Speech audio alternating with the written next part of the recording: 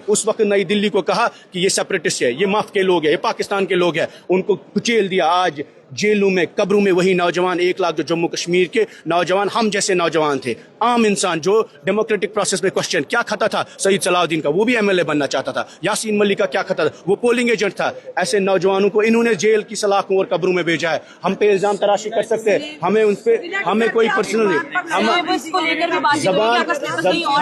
हमारा मकसद ये है कि जम्मू कश्मीर के जो मसाइल है, लैंड बिल के हवाले से बात हुई, आपने भी देखा। हमने एक बिल लाया, हमने कहा गरीबों को मालिकाना हकूक दीजिए। पहाड़ पे, जम्मू में, कश्मीर में, गुजर हो, बकरवाल हो, कश्मीरी हो, हर शख्स को जिसने स्टेट लैंड में या घास चराई में या फॉरेस्ट लैंड में अपना मकान बनाया, उसको आप रेगुलराइज करिए। इन्होंने लैंड ग्रांट्स बिल की अमेंडमेंट लाई, हम उसकी मुखालफत नहीं करते। वो भी दीजिए, सरमाएदार को भी दीजिए, उनको भी लीज एक्सटेंड करिए, लेकिन उसके साथ साथ गरीब को भी करिए। जब आप हमें सुनेंगे नहीं, इन्होंने उस वक्त बदतमीजी की, बोला हाउस से निकल दीजिए। हम 4 लोग हैं, 5, 6, 7 लोग वहाँ इंडिपेंडेंट और है जो हमारे साथ बात करते हैं।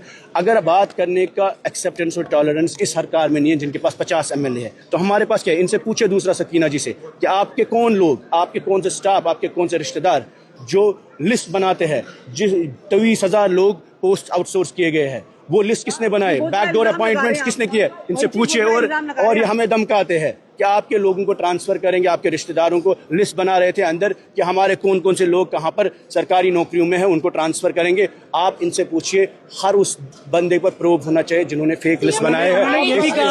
2019 के बाद जो कुछ हुआ है उसके पर्सनल अटैक जो देखने को मिला आज, वो दोनों तरफ से कहा गया। देखिए, मसला सिंपल है। हमने कोई पर्सनल मुद्दा नहीं उठाया। ये ऐवान हमारी घर की लड़ाई का नहीं है। हमने कहा जम्मू कश्मीर की आवाम को, आप हर शख्स को लैंड रेगुलराइजेशन एक्ट में कवर करिए। जो आप अमेंडमेंट ला रहे हैं, परसों जब बात हुई तो हमने कहा जो लैंड ग्रांट्स बिल में आपने चेंज लाई है, आप इसमें होटल्स और लीज वालों को ला रहे हैं, लाइए, अच्छी बात है, हम इसके साथ हैं।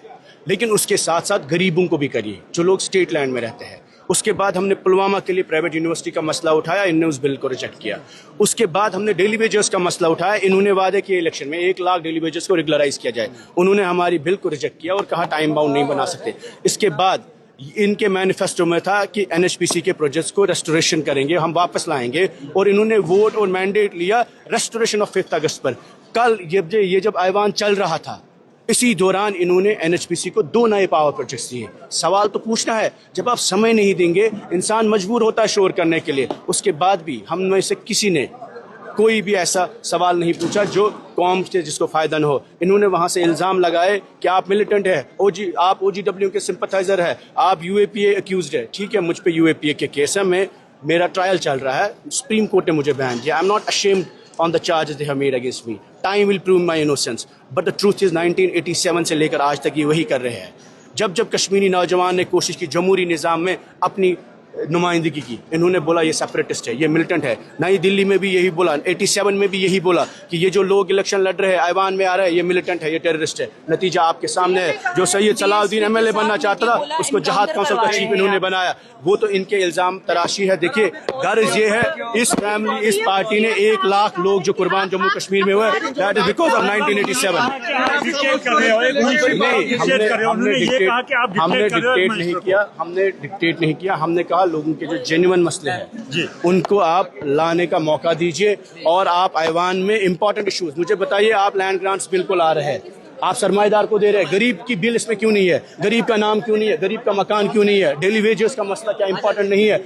एनएचपीसी के 2 प्रोजेक्ट्स आपने भेज दिए कल, क्या उस पर बात नहीं होनी चाहिए? ये सब इंपॉर्टेंट इश्यूज है जो हमने कोशिश की साइवान में उठे, इजाजत नहीं मिली, उसके लिए इनको लोगों को जवाब देना पड़ेगा। आप कह रहे हैं कि एनसी इस सबका जिम्मेदार है मिलिटेंसी का। मैंने कहा हमेशा से कि इन्होंने जो इल्जाम तराशी हम पे की कि आप लोग यूएपीए अक्यूज्ड है, मिलिटेंट है, अनलॉफुल एक्टिविटीज में इन्वॉल्व है।